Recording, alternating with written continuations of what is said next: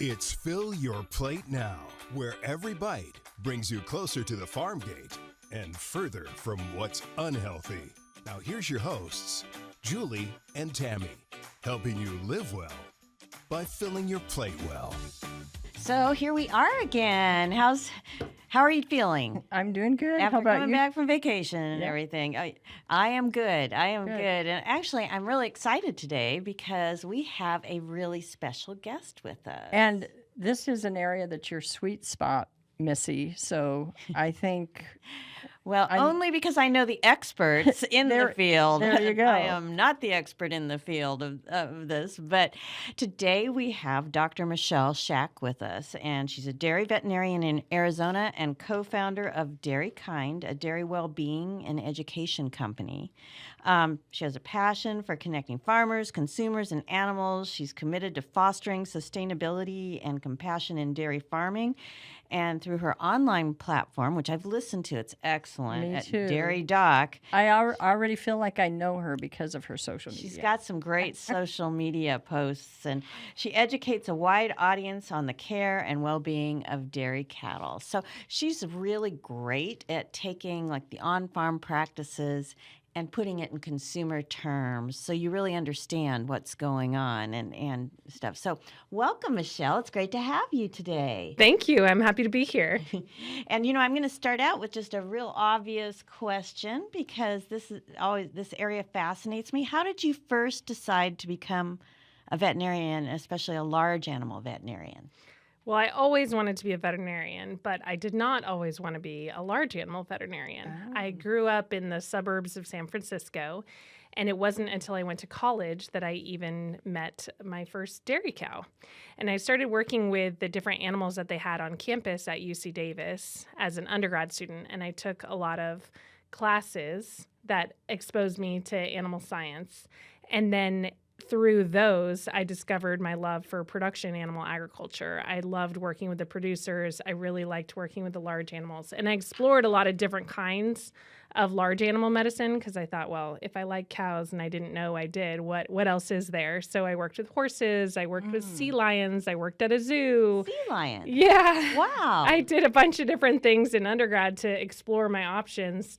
And it was then that really solidified that I loved working with the producers and working with livestock. It's a lot of fun to be able to impact not only the lives of the animals, to work with the producers, as well as to impact food safety as a veterinarian. So that's how I got involved in dairy medicine. And when you say producers, you mean dairy producers, right? Yep, and all of the farmers that I work with are all great. So, and throughout my career, I've worked with a lot of different farmers. I was the herd manager at a swine facility for a while. I worked at a sheep barn for a while. So I've worked with a lot of different kinds of animals.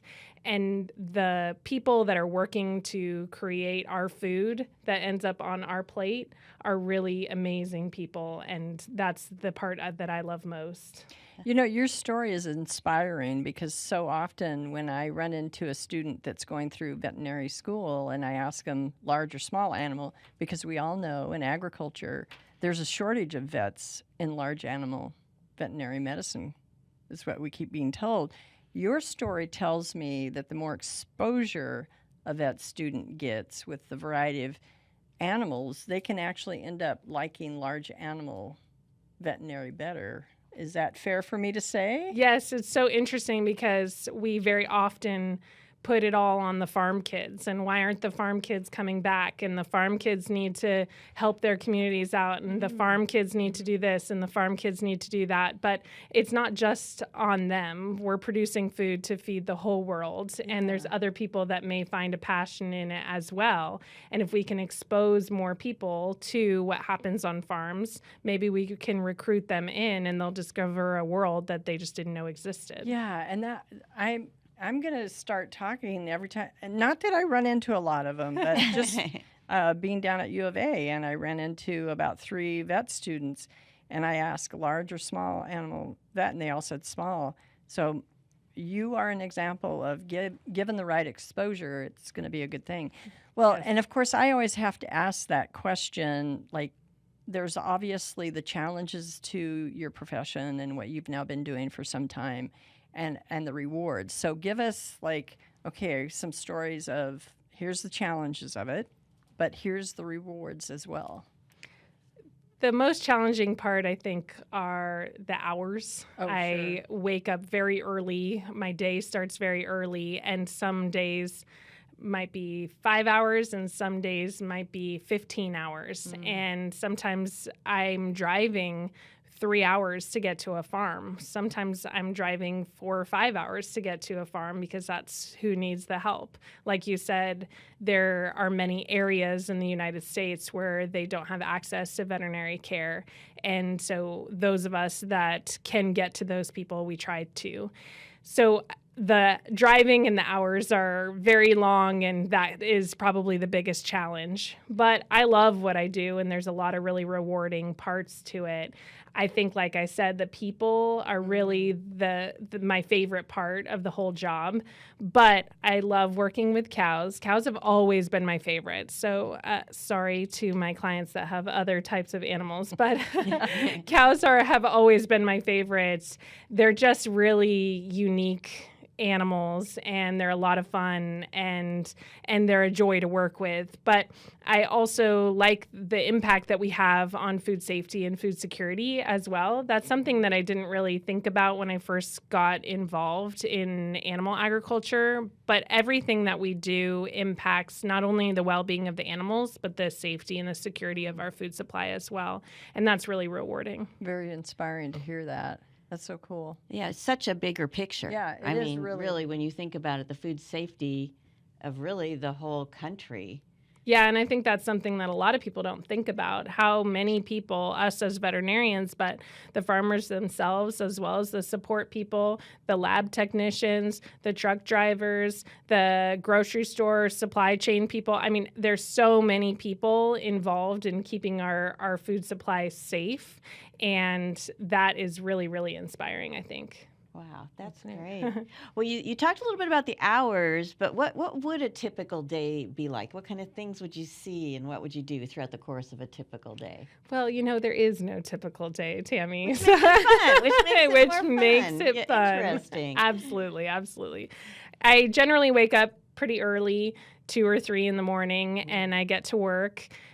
My days are often built around either regulatory work, so that's things that are required by the government. So certain vaccines are required for cattle from the government, certain testing are required from the government, like tuberculosis testing, things like that, or general health checks, including pregnancy diagnosis, checking cows get a preg check or a checkup on their pregnancy once per trimester throughout their pregnancy. So we do that, or training and working with employees in different areas on the farm. So maybe today we're going to focus on maternity, and I work with the maternity technicians to help make sure that they're trained, see if they have any questions, update their protocols, make sure the cows are getting the care that they need, see if we need to change or add anything.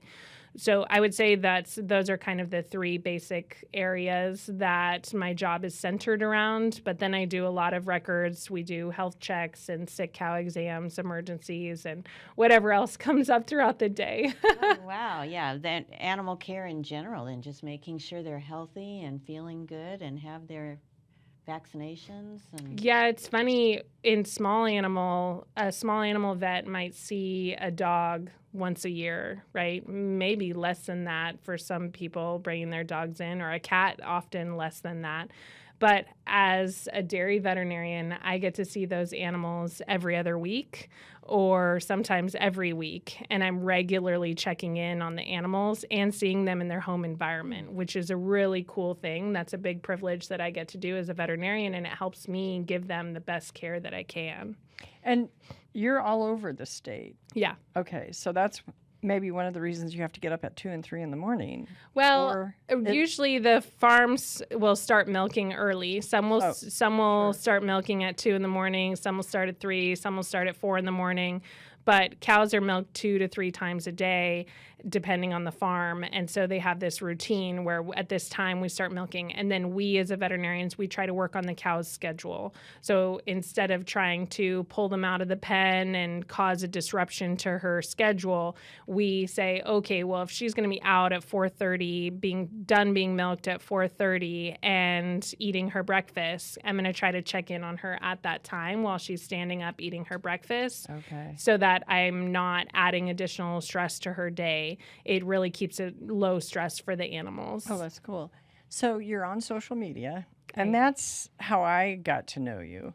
I want you to share with our audience all of your accounts, but the biggest question is, why did you begin communicating with the public, especially about the life of a dairy vet and, you know, animal care and all that important stuff? I mean, what was the inspiration for you? You're young, so you fit that profile of someone that should be on social media, but what inspired it? Well, I had to have someone help me set up the TikTok when I first started in 2021 because I'm young but not that young, and I wanted to start the TikTok, but I didn't know how it worked. So I had a college intern help me get that started.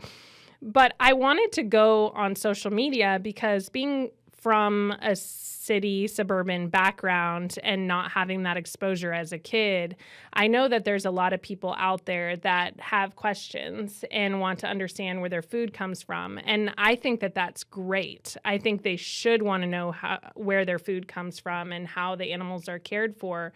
But they don't have a lot of opportunity to get answers. And oftentimes the loudest voices are those that are 100% opposed to any kind of farming or animal agriculture. And I wanted to help be a voice for those that are doing a good job. And I'm so proud of the work that we're doing through Dairy Kind on farms. And I feel really privileged to get to work with the farmers that I get to work with because they do care about their animals. And I wanted to share that story out and help answer people's questions because I know they have questions. They do. They have a lot of questions that, as I've learned. And it really has just gotten so big without me really trying so hard. I just was answering people's questions. You know, it started out very simple and people were really interested in what I had to say. They wanted to hear about how the cows are cared for. And I think that's great. So mention your account so people that are listening can follow you. Thank you. You can find me at Dairy Doc on Facebook, Instagram. I'm now on YouTube, and TikTok is where it all started. And Dairy Doc, DAIRYDOC. Yeah, right? Sometimes there's a period, but if you search it up, you'll find me. You'll find it. Yeah. And what's your following on, say, your biggest channel? On TikTok, I have 391,000 followers. That's awesome. On Facebook, it's around 32,000. Instagram's around 55,000.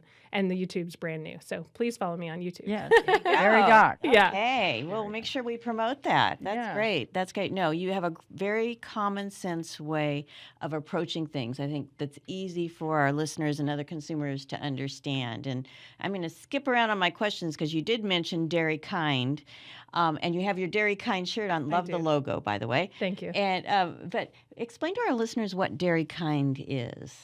Dairy Kind is an animal well-being and education company for dairy farmers and their employees. We, as the veterinarians, play a really big role in training on farms, and that's a part of my job that I love. I love doing trainings on farms, and the trainings are required by different animal welfare audits and evaluations that the farms get.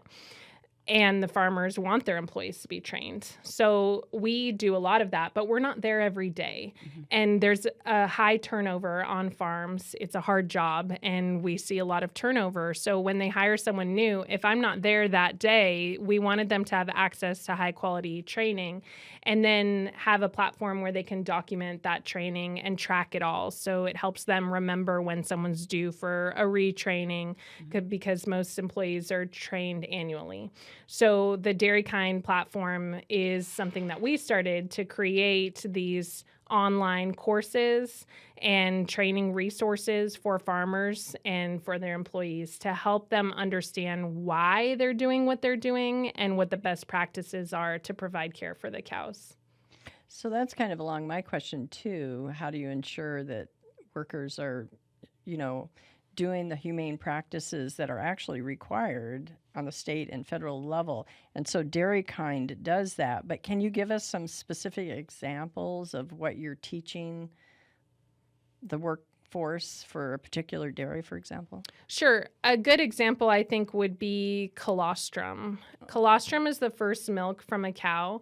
And when calves are born, they have zero immunity. Their immune systems are different than people and than many other animals. There's no immunity that passes through the placenta when the cows are pregnant. So when the calf is born, it has zero immunity. So it needs that colostrum because the colostrum is what has all the good antibodies and immune cells and fat cells and all this good nutrient-rich material for that animal to get the best start to life. That's really important because there's someone's job it is to test the colostrum to make sure it's high quality and then give the colostrum to the calf. So milk the cow and then bottle feed the calf.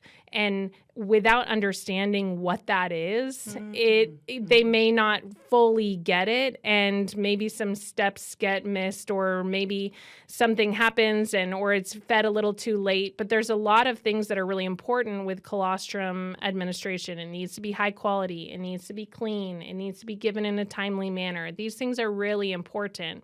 And so we created these training resources that not only helps them reinforce these best practices, like giving the colostrum in a timely manner and cleanly, but helping them understand why they're doing that. Why is that important? I mean, the same thing for milking. Everything that they do is impacting not only the cow's well-being, but the food safety. And so helping the employees understand why they're doing what they're doing, I think is so important. Our tagline is quality dairies start with trained professionals, because these people working on farms are not just a milker. They're a milking technician. It is a professional job. They should have pride in what they do because it's a really, really important job. And we want them to believe in themselves and understand the impact that they have. Another real quick question. If I owned a dairy and I went through your program from beginning to end, is that like a 6-week program? Is it a 12-week program? How do you do that?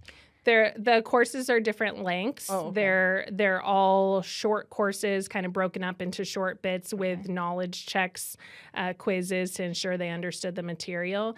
And so if you sat down and did it all at once, you could do that, or you could spread it out, do 2 a day or 1 a week, or however you wanted to do that. And then the system would remind you when you were due for retraining, because it's not just a one and done. We can't just train people one time.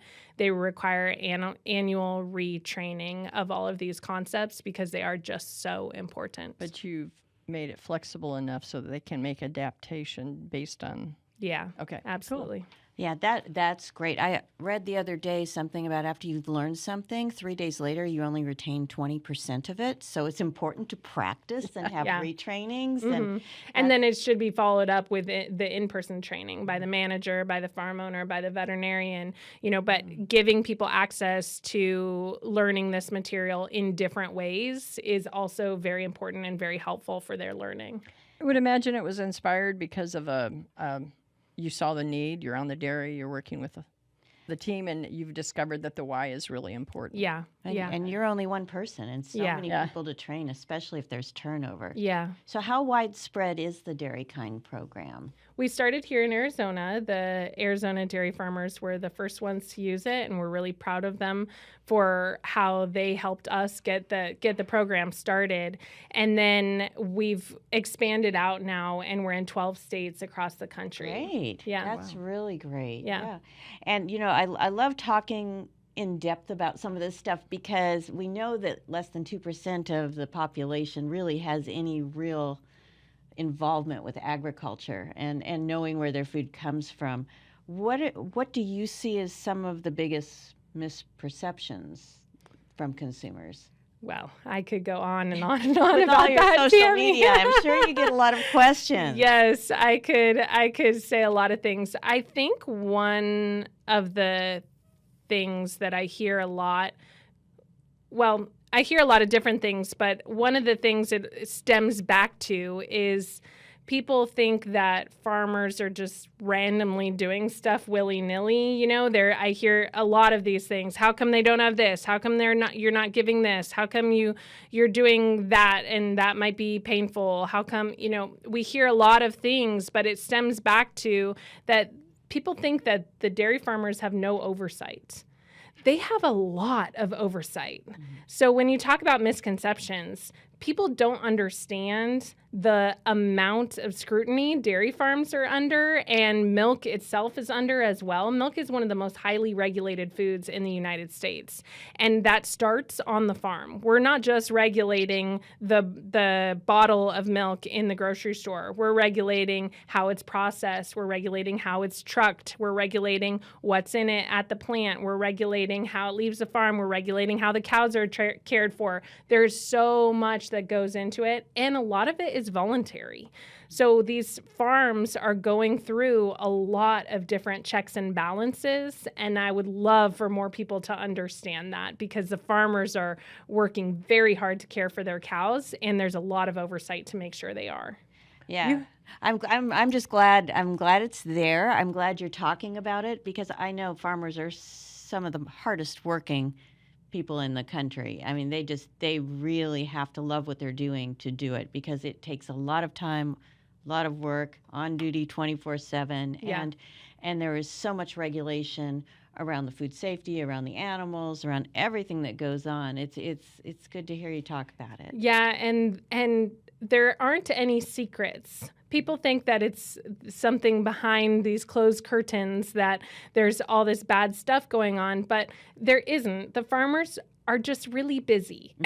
So, I think people forget that too. Well, how come we're not able to see it? Well, that's because they're working really hard to feed the cows and milk the cows and water the cows and clean up for the cows. I mean, there's so much that goes into taking care of dairy cattle, and they don't always have time to give tours and to speak out in public. And it doesn't mean that they don't want to or that it's a secret. It just means they're busy, and they're paying 100% of their attention to their cows, as they should. I think that's great, because we need that from them. We need them to be dedicating their time to the animals themselves. And so if you're not hearing from them, it doesn't mean something bad is happening. It just means that they're busy. Yeah, the dedication to being a farmer is amazing, and you see that because you see that every day. You're on the farm with them. Let's get back to the cow, because you love the cow and you've decided it's your favorite animal. So give us some of the unique qualities of the cow and their care, and, tell us why, from your perspective, they're so special and unique. Well, dairy cattle, I think, are different than beef cattle. And Sure. I think that's an important distinction to make that also a lot of people don't understand, as I've learned on social media, that we all know that there's different breeds of dog, and a greyhound is different than a bulldog, but a lot of people think a cow is just a cow, and a cow is not just a cow. There's different breeds that are built for different things that we've bred to have specific traits. So dairy cattle specifically are very gentle. They are very curious, and they're a lot of fun, but they're herd animals. So they like to be with other cows, and they're curious. So they'll come up to you, but if you walk up to them, they'll back away, because they're prey animals. That's their natural instinct. So they kind of want to check you out, but if you get too close to them, they'll back away. They have a little bubble, and they don't want you coming into their bubble, but they can come in your bubble. So they're a lot of fun. But as animals too, they're unique because they're ruminants. And that means that they have a 4-chambered stomach, the biggest of which is a rumen, and that allows them to digest things that people can't. So they're taking food that people cannot eat, or they're taking plants that people cannot eat, and they're turning it into this nutritious, wholesome product, which is milk. And I think that that's pretty neat as well. Yeah. And I'm with you on that. Every time I go to a dairy and I hang out with the dairy farmer and we check out the mama cows, and that's kind of repeat. I should just say cow, but they do. They kind of want to come into your bubble, and you have to be real, kind of aloof in some sense, but they're just really cute. And the calves are just amazing and cute and delightful to see. So I can see why you have a passion for cattle. Yeah. For dairy cows. Do you have a favorite type of dairy cow?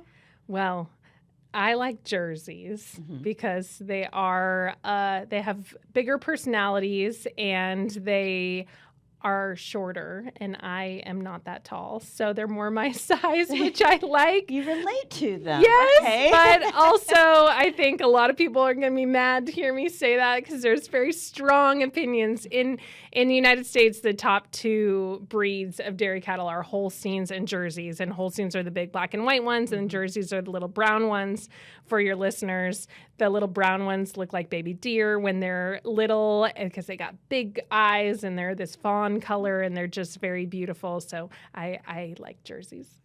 But you like all cows. But I too, like so all yes, cows. we gotta say that. And Jerseys are so funny because they're the ones that are always like looping their tongues around or it looks like they're sticking their tongues out. Yeah. Yeah. They're cute. Well, going back to some of your social media again,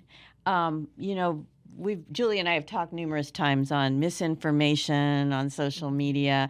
How would you tell our consumers to look at things that are written or said, or and evaluate them realistically? We talked not too long ago about going to sound science and research when it comes to nutrition. When it comes to information and misinformation, how can consumers tell the difference? It's hard if you didn't grow up working with these animals or you have no experience on farms. So I get it. I just want to say that first, that it's confusing for the consumer. And I understand that people want what's best for the animals, as do we all. When you see things that are sensationalized online, I think it's important to do your research, and that means looking things up from a university setting or some reputable science. You can also reach out to your local farmers. I always tell everyone, go visit a local farm. If you want to know what really happens on the farm, go visit a local farm or talk to someone like you at the Dairy Council who represents those farms. That being said, I think it's really important to evaluate the language that is used when we see things in the media. So a good example of this is the term factory farming. We hear that a lot. And when people hear factory farm, automatically their mind thinks very negative things. But if you ask, and I've done this online, I've done polls where I've asked people, what do you think defines a factory farm? And everyone has a different definition. There's not a real definition. So somebody thinks it's corporate owned. Somebody else thinks it's not a local farm. Somebody else thinks it's where cows are kept indoors. Somebody else thinks it's anything with a large amount of cows. But then to person A, a large amount is 500 cows. And to person B, a large amount is 2,000 cows. So sometimes the media is not wrong, but they're talking about something totally different than you're thinking about, or something you hear online. You get in this argument and you're actually both right, but you're talking about two totally different things. And there's a lot of that comes into play. So I think that it's really important to evaluate the language that's used and understand what the other person is saying or what this media article is saying, as well as think critically about what's being said and make sure that it is backed by science.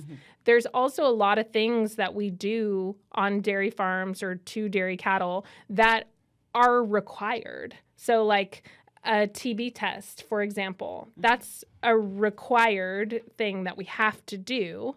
And that's for food safety. So the government says we have to test these animals for tuberculosis. But when I've showed a video of this online, people say, how dare you? Why are you doing that? Or another example is the ear tags. They're required to have an electronic ID in their ear. And then people online will say, how dare you, you're mutilating this cow because you've put an ear tag in. But that's not the farmers being malicious. They're doing this because they're required to do it, or science is backing them, saying this is the best practice to do.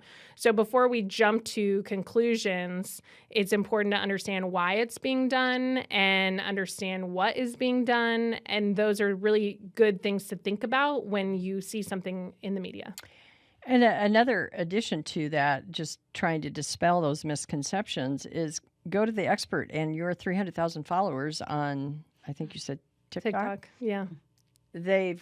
Hopefully they're asking you those questions so are. that they understand, because you are the expert. You have a doctor in veterinary medicine. Absolutely. Yeah. They shouldn't go to a PhD or another doctor that may be inside a doctor of psychology. Right. That's not their area Yeah. of specialty. So that's the one thing that I always remind myself, and was taught that it's very basic, very simple. In journalism, as a journalist, I need to go to the sourced experts that have been verified, that have made a name for themselves because of it. So it's not as hard as people think it is. We just have to remember, if we want to understand animals, we need to go to vets. If we want to understand psychology, we need to go to a psychologist. So I always like to emphasize that point, because, and then if you really want to test something and dispel a misconception, hunt for 2 or 3 sources, not just one. So those things help us dispel those myths. But, I'm kind of focused on the cow. So the other thing I want to ask you is, you had earlier said that it's a rumen, and they can eat, and because of that, their stomach chambers, they have 4, right? Yeah. They can eat things that you and I can't, that we couldn't digest, that we couldn't turn into nutrition. So talk a little bit more about that. And then, even though I didn't grow up in a dairy, I'm a crop farmer, I know that you have to provide different nutrition at different stages of their life. So talk a little bit about that as well. Yeah, that's a really good point. They do need different nutrition at different stages. So the rumen, the way that it works is there's actually microbes in the rumen that are digesting that. So the cow can't digest it either. She's a mammal just like we are, but the microbes in the stomach will actually digest down that plant, that fibrous material, and then the products from the microbes is what the cow can absorb and use as nutrients. But their rumen isn't fully developed at a young age. It takes a while to develop that rumen and create that flora in her gut. And so when she's younger, it's important to feed her other things. So she gets milk.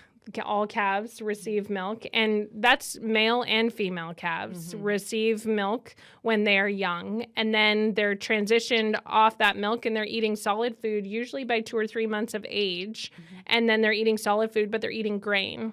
And grain sounds like a bad word to a lot of people, but it's not. That's exactly what they need at that time in their lives.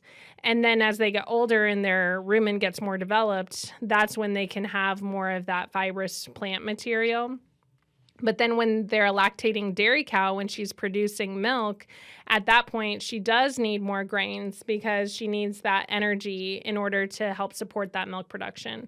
And then she'll get different diets at different stages too. So when she's early on in her pregnancy, she's going to have a different diet than when she's late in her pregnancy, because when she's preparing to give birth, she needs a specific diet for that.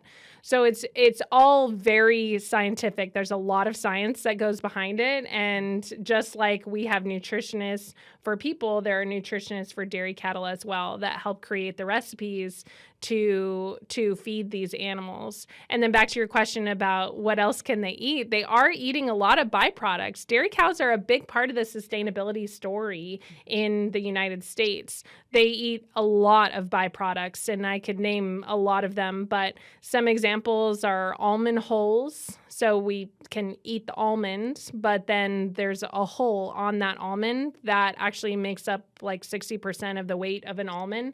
And that would normally just get thrown away or composted, but it can be fed to dairy cows and they can turn it into milk, which is pretty cool if you ask me. Yeah. But there's other things too.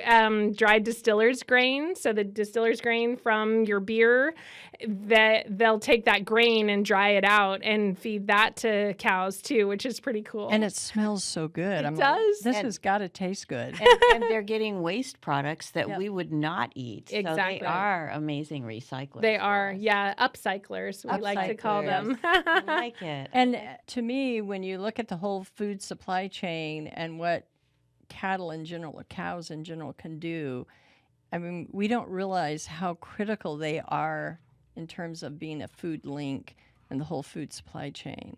And just the breadth and depth of all of the nutrition that comes from our dairy products. And we wouldn't be getting that if we didn't have individuals like you. I've always said, I've got to say this, I've always said I'm a little bit envious of dairy cows because they have better nutritionists than, and they don't. They have I don't their have own somebody following me nutritionists all around. the time at different ages and different stages. Yes, And I it's know. very efficiently and effectively done.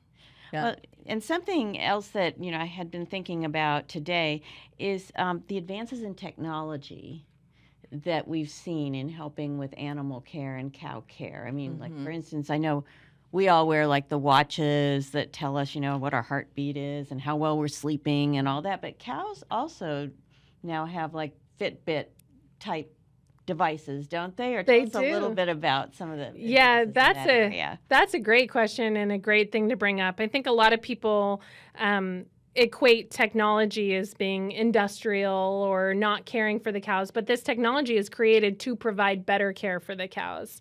So one example is these Fitbits, which they can come in the form of ear tags or little collars that the cows wear, and it'll actually monitor their temperature, it'll monitor their steps, it'll monitor their rumination, different ones, their respiration as well. So we can see, okay, this, maybe we get an alert that these cows are breathing harder than normal. Okay, let's send someone out, because there's not someone sitting with the cows 24 hours a day, no matter what size of farm it is. And so, okay, we get an alert, maybe these cows in this group are breathing a little harder. We go out, a fan broke. Okay, let's get that fixed right away. Things like great. that. So it'll actually alert the farmer to make sure that they're providing timely care as well to these animals. And I think that that's really amazing. There's a lot of uses of technology on farms, and technology shouldn't be something we're scared of. We should welcome it, because the way that we farm now and the amount of knowledge that we have about the animals now is hugely improved from 100 years ago. I think we have this nostalgic idea in the public of the red barn and, your dairy cows in the red barn, and you're milking them by hand, one by one, 100 years ago. But now we look at what we're doing now, and it is much, much better for the well-being of the animals because we know so much more and we have the technology to provide the care that they need. This kind of goes back to the misconception question. Have you, of all those followers, and I'm sure some of them engage with you a lot more than others, but can you ever share an instance when someone has actually, okay, I'm trusting this doctor in veterinary medicine, and based on what she's told me, have you kind of opened their eyes? Yes, and I can give you a bunch of examples, but one that really stands out to me that was recently is I was showing how to prepare cows for milking to help show people that these cows are cleaned and the milk is clean and we're doing the best we can to collect the milk in a good manner. And somebody said, that looks so terrible because that cow is bleeding. And why is she so bloody? And what are you doing to this cow? Look at all that blood. And I'm watching the video thinking, what are they looking at? Because it's not the same thing that I'm looking at. And then I realized that we were cleaning this cow to prepare her for milking with an iodine-based cleaner. So the teats were getting disinfected with iodine, which has kind of a red tinge, an orangish, brownish red tinge. And this person scrolling along just thought real quick, oh man, that cow's teats are bleeding, and that's not good for that cow. So then I did a second video to explain. I showed the iodine, and I showed how the teats were not bleeding, and then we put the iodine on, and then we wiped it clean, and that was being used as a sanitizer. And a lot of people were like, oh my gosh, I had no idea, thank you for sharing that. And did I change that person's mind? I don't know. They didn't say anything. They were probably embarrassed that they had it wrong. But all the other people that read that person's comment, well, now they're also probably in the original video thinking, oh, yeah, that's terrible. The cows shouldn't be bleeding. Well, I agree. Cows shouldn't be bleeding. Right. And you would never let that happen. Right. Yeah. And they're not. And so I think that helping show some of these things that we're doing on farms and why we're doing them and what exactly is going on, because it's not one picture or one quick video doesn't always tell the whole story. So that's been a lot of fun. And I do think people change their mind once they understand what's happening and why. And you've covered everything, even some of the issues that are a little bit challenging, I would say, to explain, but you're being very transparent. And I think that's why you've got the following that you have.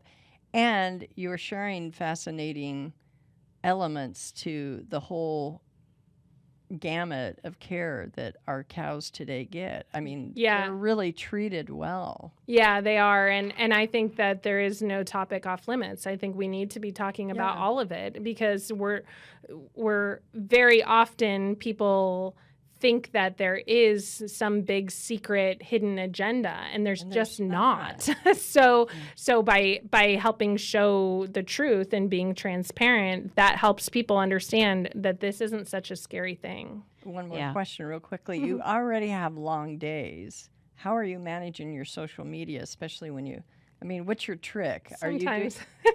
Do you do this before you go to bed or what? Yeah, sometimes I manage it better than other times. So I don't know. I just try to fit it in where I can, and I do a lot. And you do. And I know on your content you probably say, okay, this area has not been covered, so I need to make sure that I put together a video. But something but I see responding to comments is a big challenge. Something I see that catches my eye, something someone's brought up, or an area that I know I want to cover. That's what I do. But sometimes I work very, very hard and edit together this really amazing video, and it doesn't get very many views. And so I've spent all this time for 2,000 views, and then another one that I took real quick, just a 10-second blip, because I was like, oh, look at that cow scratching her eyelid with her back hoof. How funny. And then that one gets 2 million views. Isn't it wild? It is. So you just kind of never know online, and I just post what I can and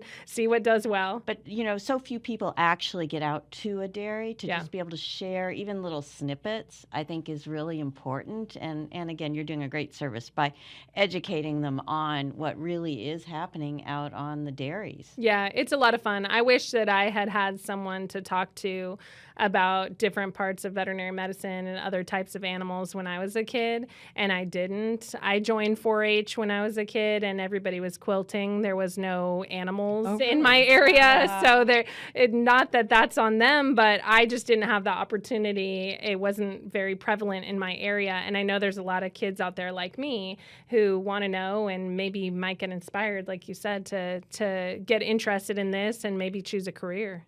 That's great. And to give our listeners 3 final takeaways, what would you say is most important for them to remember? I think the first thing that I always come back to is that farmers really do care for their animals. They want what's best for them, and everything they do is about the animals. They are trying very hard to care for the animals. And when you hear big scary things, or you hear something talking about the dairy industry, for example, well, an industry, there's every kind of industry. There's a retail industry, there's ice cream industry, there's everything industry. An industry is just a set of people doing similar things or offering similar products. So behind the dairy industry is not some big, bad, faceless, evil corporation. It's farmers, people, real people, just like you and me. And I think that it's really important that the general public understands that these are real people just trying to do what's best for their animals. So that would be number one that I always try to talk about. The second thing I always try to talk about is that there's no one right way to dairy farm. I say this on repeat all the time on my channel because people have this idea and everybody's idea is different, but in different parts of the country, they may be raising animals differently, housing animals differently, managing animals differently, depending on their market of where the product is going, what it's going to be creating. They may choose different things for different reasons. There's not a right way to do it. And just because one farm has one setup and another farm has a different setup, it doesn't mean one is better than the other. You can do a really good job with any setup.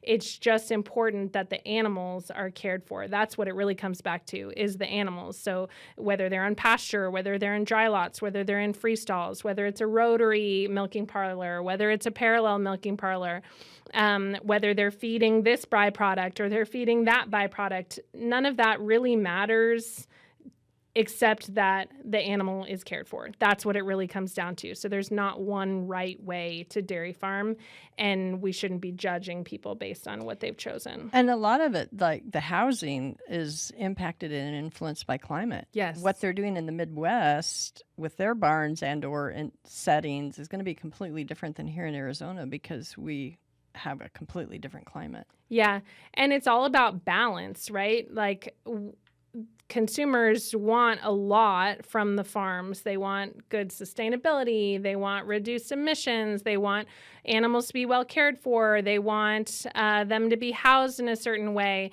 You know, you have this idea in your head, but it's a balance. You can't do all the things. And so the farmers are really trying to provide the best care for the animals. And I think it's really important not to just judge, like, we don't have, the cows here are not on pasture here in Arizona. Mm-hmm. Well, the grass in my backyard is really hard to get to grow, and it's really pokey and brown right about now. So that's not the best for the animals in terms of water, in terms of land use, in terms of comfort. There's a lot of things that play into it. Whereas in other areas of the country, maybe pasture is a better option, right? So it's a balance, and there's not one right way to do things right. I guess the last thing for me would be that milk is wholesome and safe.